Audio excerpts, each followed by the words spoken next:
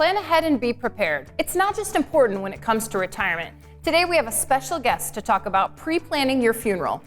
Join us for Retiring Today.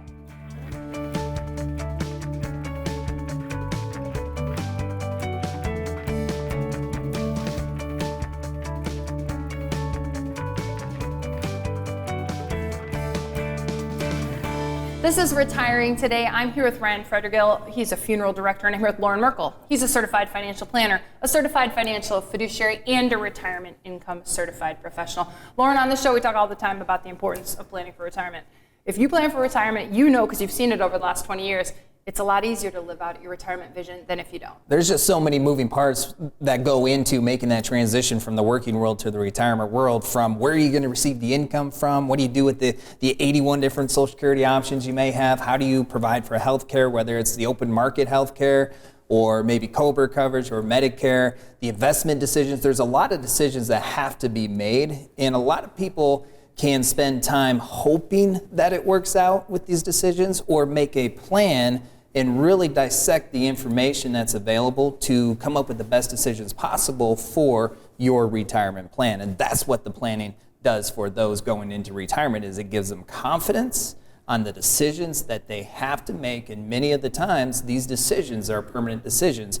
You get one chance to get it right. You want to make sure you're making these decisions with confidence. Ryan, I think that really mirrors what you've seen in your 20-plus career as a funeral director, that if people plan ahead, versus if they don't plan ahead, it's a vastly different experience. Completely different from the families that we serve, that somebody that does have a plan in place, their kids know what their plan was, versus somebody that is lost their significant loved one, child, mother, spouse, and are sitting across the table with us the next morning.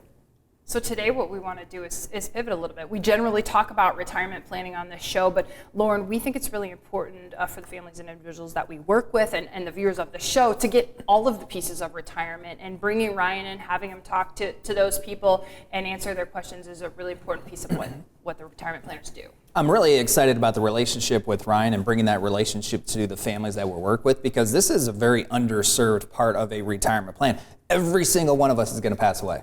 Every single one of us. It's a matter of, do we have a plan for that? That's put in place, a plan that we like, a plan that we're confident is going to work, or are we hoping that things are going to work out? But this type of planning is different, and it's really evolved over the last couple decades, because when my grandpa passed, there wasn't a lot of pre-planning, and he passed away in the mid-'80s, and then the loved ones, my mom and my grandpa's kids, had to make a lot of decisions in an emotionally challenging time because they were dealing with the loss of their father.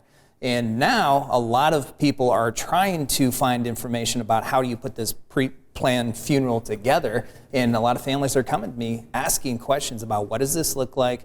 They've kind of heard some things on the peripheral, some of them good, some of them not so good, and they're just looking for a source of information they can rely upon to help them put these important plans in place that maybe their parents didn't do. And Ryan, you recently spoke to the families and individuals that we work with at our Lunch and Learn. They had a lot of good questions for you, and I think the reason they had a lot of questions is because everybody says, oh yeah, pre-planning, that's a good idea. Most people wouldn't argue with pre-planning for anything in life, but it's actually taking the step or understanding what it will mean for me or what that will look like that I think really can push people into doing something like this. So today we want to tell people kind of what it looks like and give them some tips and some, peel back some of the layers on pre-planning for a funeral. So let's just kind of start from the beginning. Let's say I know I need to do this. I raise my hand and say, Ryan, let's meet. What does a meeting with you look like, or an initial meeting with you look like? So an initial meeting with us is really just what you want it to be. We can go as far as you want to, plan out even to the details of the service itself, down to the songs, to where you want to be buried at. Or again, we can just take that initial step, kind of give you what we would ask, and also kind of give you some pricing information. So we custom fit every family that we serve to make it be the right one for them. We also don't try to push anything upon anybody. We want everybody to make educated decisions. But again, having that plan in place is the priceless part of it that can relieve the family of a burden. One of the comments that a lot of people share with us is they don't know what they don't know. And a lot of people have not pre-planned for a funeral before, so they may not even be aware of what questions to come to you with. So do you walk people through that if they come to you and they say, hey, I want to look at what a pre-planned funeral looks like, but don't really know where to start, what to ask you? What does that look like from your side? So again, there's no one cookie cutter service. I know people think there are, so we absolutely walk the family through that, but we try to sit down with them, find out what they want and how we can help them best, and however they agree that we can help them, we'll answer those questions. And then if they want to go into the financial side of things, we can get those. Some people just want to know the cost and nothing else. Other people want to kind of get that entire plan in place, and we're willing to work with the family on their needs. Have you found that there's some things that you ask questions and people, the feedback is, oh, I hadn't even thought about that. That hadn't even crossed my mind before. So a lot of instances that is the case, and we actually deal with a lot of families where their loved one's been in hospice for a week or two and they haven't thought of a single thing. And again, that's kind of having a plan in place right up to the end and still no plan has been put in place. Yeah, that reality is probably starting to set in, Yeah. and then they need to start making some decisions. So when it comes to pre-planning a funeral, there's obviously a payment involved in that. Talk about how the payment works and what kind of guarantees are involved with that payment. Sure. So the payment would work where in Iowa, we're governed by the Iowa Insurance Division, and you have to put the money into a burial trust account or you have to put the money into a life insurance policy. We offer both to the family, whatever's the better fit. For about the last 15 years, the life insurance side of things has a higher interest rate on your money so it can keep up with inflation better, and that's where the monies have been tending to go to. Again, that money is put into those funds until they pass away. 100% there until the person passes away, and then we as the funeral home would be the beneficiary and be paid out directly from those.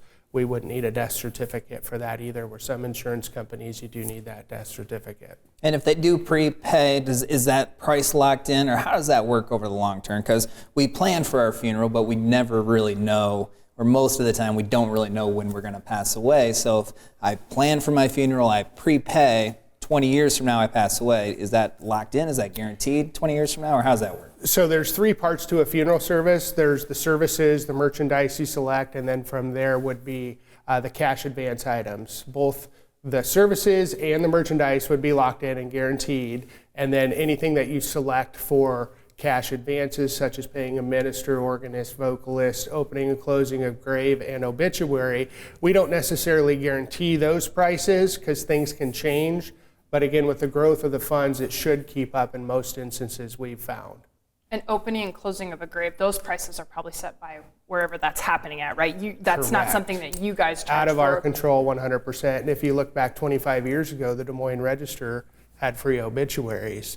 You know, as of right now, the most expensive obituary I've known to be in the Des Moines Register is $7,000 for a one-day obituary. So when it comes to pre-planning, you can go as far or spend as much as you want to or as little as you want to. There's certainly ways to keep costs down or increase costs.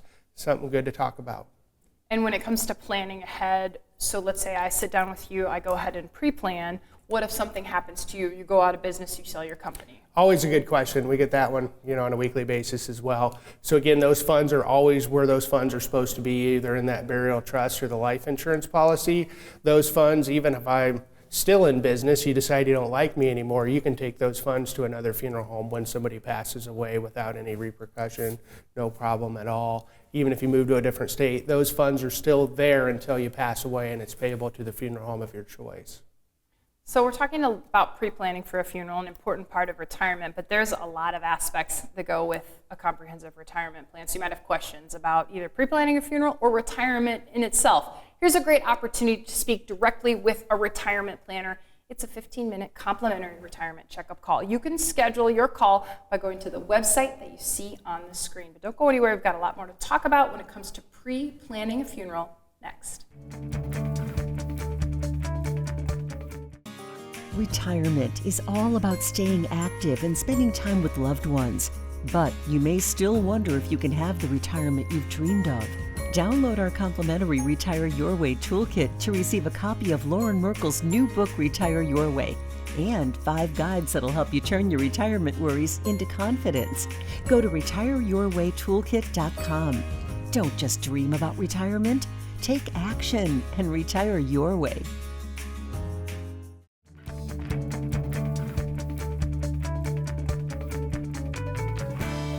This is Retiring Today. I'm here with Loren Merkle and Ryan Fredregill. Ryan is a funeral director. Ryan, you've been doing this for over 20 years, and you do see some changes, especially when it comes to cremation. Absolutely, without a doubt. When I went to mortuary school in 1999, Iowa had about a 4% cremation rate.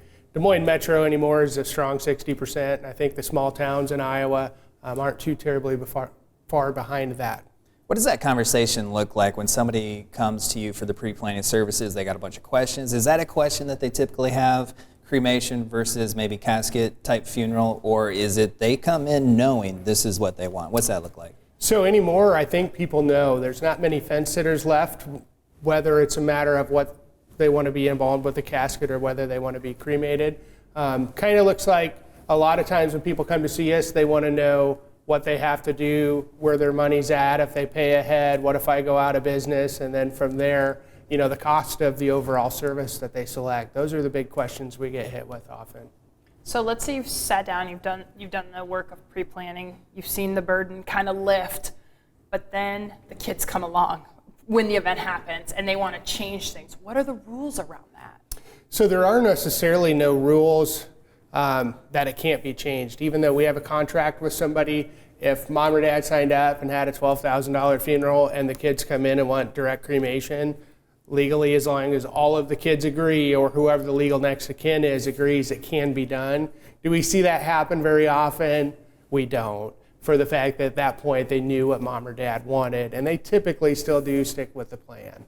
Yeah, I would say if mom and dad go through the process of working with somebody like you saying, here's what I want, here's the details laid out, and I'm writing you a check to pay for all that, the kids probably are not going to come in and make those types of changes. I think where we see those changes is the kids and the parents talk about what they might want, but don't really put those plans into action, and then the kids will probably come in and be a little bit more free to do what the kids want as opposed to maybe what the conversation was. And our big time where we probably see that change is when it's not a fully funded plan, and then, oh, well, we can get it done to what they've already paid in, so we'll roll with that. Just one more reason to complete the plan, right? If you know what it is that you want to have happen for your funeral, put those details into place, plan for it, you can even pay for it, and then you have a much higher probability of that going into fruition.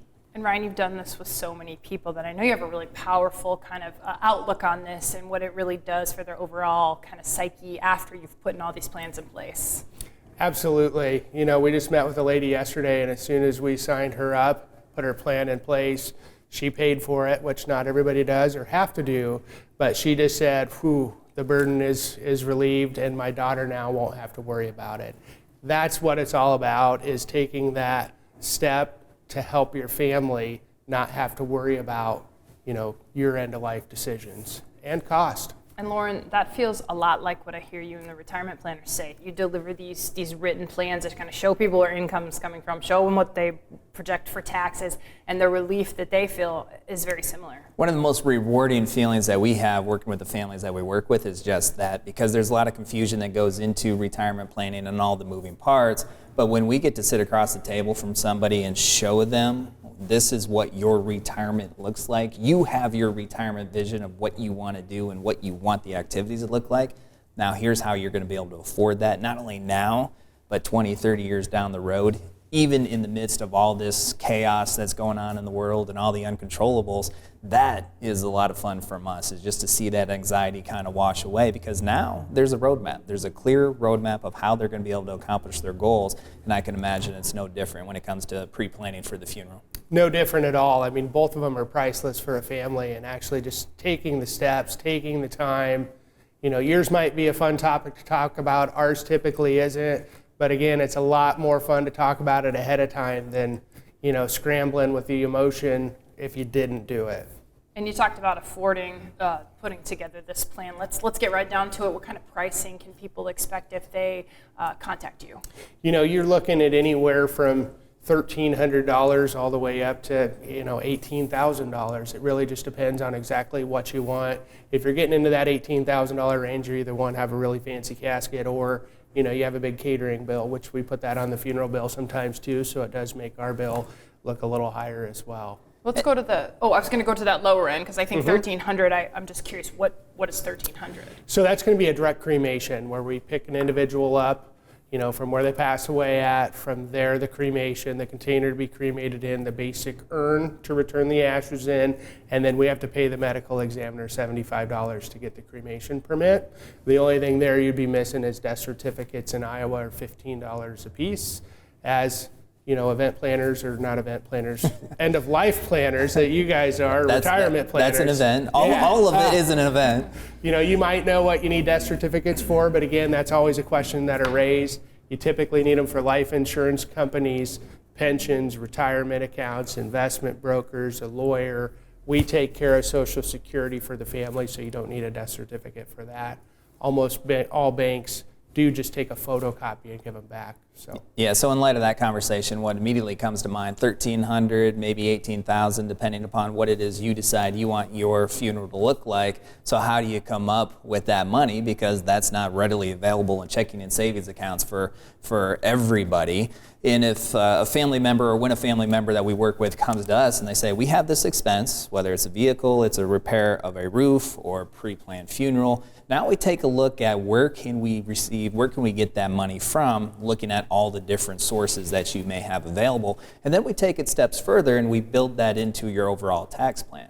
Because one of the things that pre-retirees and retirees have to think about is how to decrease their overall retirement tax bill. And if you're taking distributions from, let's say, a 401k plan or an IRA to pay for things like this, and all of that money is taxable, it could jump you into a higher tax bracket, or it can be a lot more expensive than what you really need that to be. So we work out where can you get the money from based on all the sources and build that into your overall tax plan and the other components of the plan as well. And then that way you can feel really good about alleviating some of the anxiety and stress that comes with maybe not having a plan for the funeral, and also feeling good that it's working into every other aspect of the overall retirement plan as well. Before you can get to that point, though, where you are talking to your retirement planner about, hey, how are we going to fund a funeral, a car, a big a vacation, you have to have a retirement plan in place that tells you that. And I think there's still some, hey, what is a retirement plan? How would I even go about making those decisions? It certainly helps to have it in place before. I could say that if that initiates you building out a retirement plan, hey, let's do it that way. But yes, it certainly helps to have that plan in place before. What is a retirement plan is probably the number one question that keeps people from having a retirement plan, because we've always been taught that a retirement plan is our investments. It's our IRA, it's our 401k plan, because we feel like that's the mechanism, that's the engine that's going to allow us to one day retire and live and not have to work, is that money that we've saved. But when you break a retirement plan down, you find out quickly that your investments are only one aspect of your plan.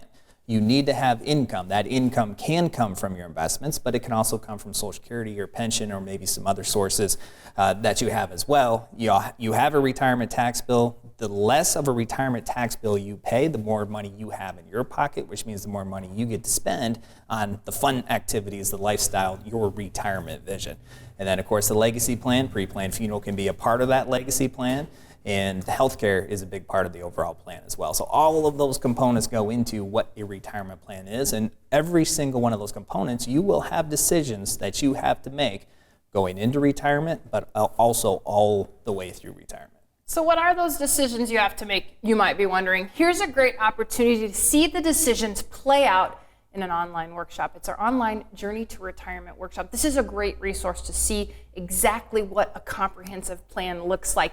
You can go to retirewithmerkle.com or hover over that QR code that you see on your screen. Sign up for a time and date that works for you, and you can see what it looks like to put together a comprehensive retirement plan. But there's more to talk about when it comes to pre-planning a funeral next. Retirement is all about staying active and spending time with loved ones. But you may still wonder if you can have the retirement you've dreamed of. Download our complimentary Retire Your Way toolkit to receive a copy of Loren Merkle's new book, Retire Your Way, and 5 guides that'll help you turn your retirement worries into confidence. Go to retireyourwaytoolkit.com. Don't just dream about retirement. Take action and retire your way.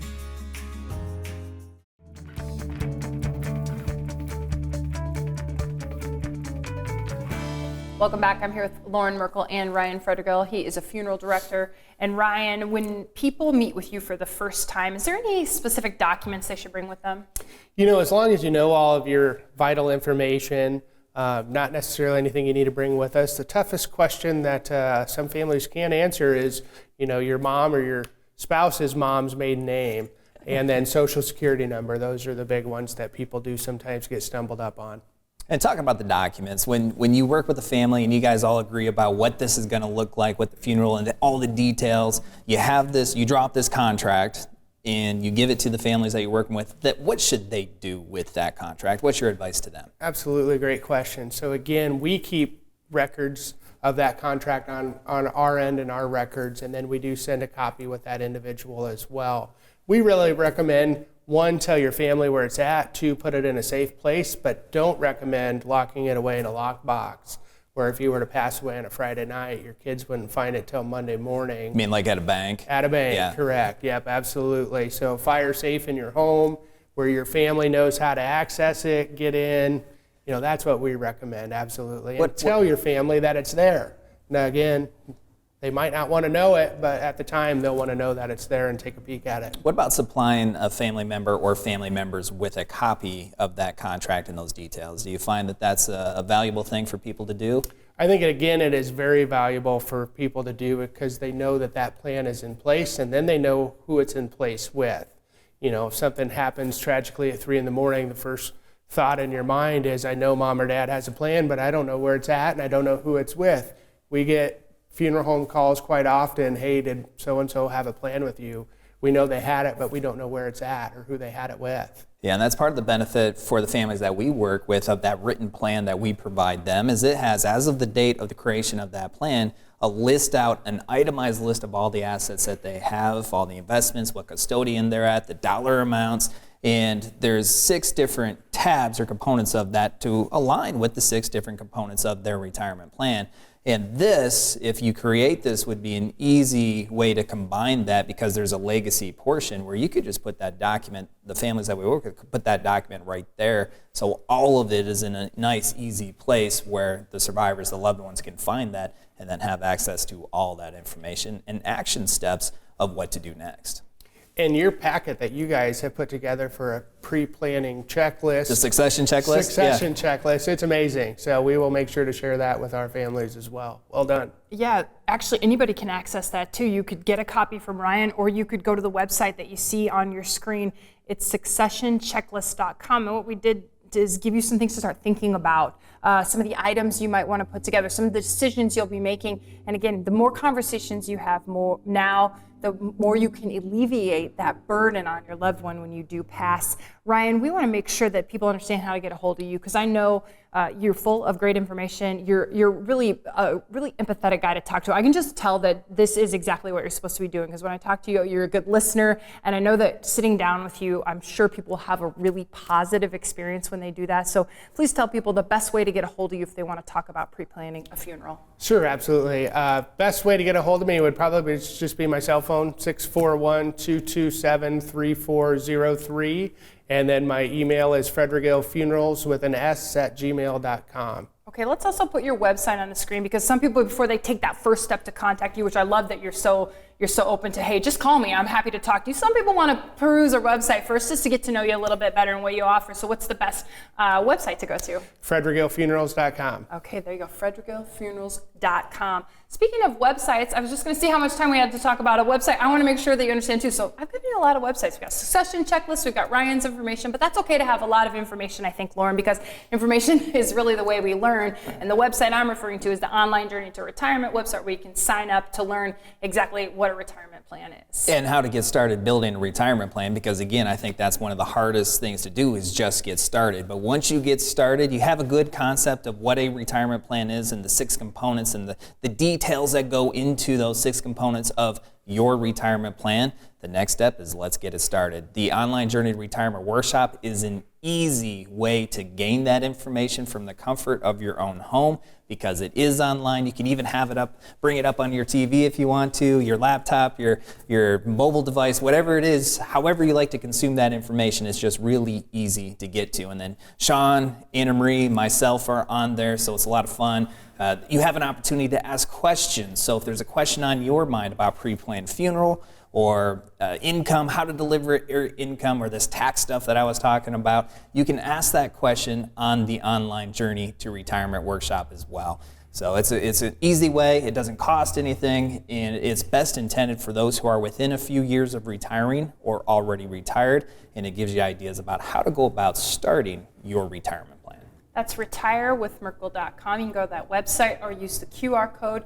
Pick a time and a date that works for you. Once you do that, we're going to send you a workbook. This is a really great resource. It's got a lot of good information and even a place to take notes while you're watching that online Journey to Retirement workshop, something to reference back to as you're trying to figure out what this journey to retirement is all about. Ryan, 30 seconds, you had one other really good thing that you talked about in the podcast that again, it just speaks to your experience, and you would recommend to people, don't wait to have the funeral.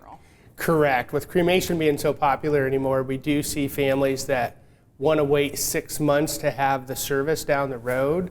And that time delay really just eats at them every day. It's always a change. And again, because they're thinking about it nonstop. Cremation is fantastic. You can do a lot more versatile services with it. We get that.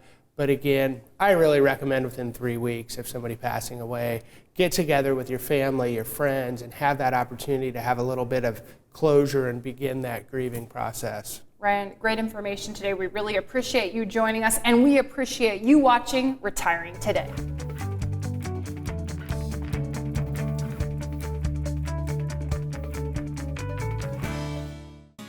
Retirement is all about staying active and spending time with loved ones. But you may still wonder if you can have the retirement you've dreamed of. Download our complimentary Retire Your Way toolkit to receive a copy of Loren Merkle's new book, Retire Your Way, and 5 guides that'll help you turn your retirement worries into confidence. Go to retireyourwaytoolkit.com. Don't just dream about retirement, take action and retire your way.